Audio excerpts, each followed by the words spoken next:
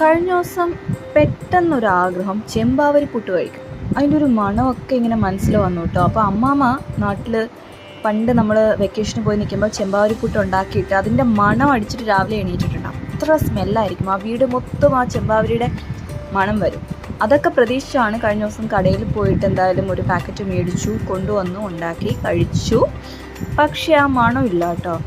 അതിൻ്റെ ഒരു നമുക്കിങ്ങനെ ഭയങ്കര സുഖമുള്ള ഒരു നൊസ്റ്റാൾജിയ ഇപ്പോൾ വരും എന്ന് വിചാരിച്ച് ഞാൻ പുട്ട് ഒഴിഞ്ഞു. പക്ഷേ ഇപ്പോൾ വന്നില്ല.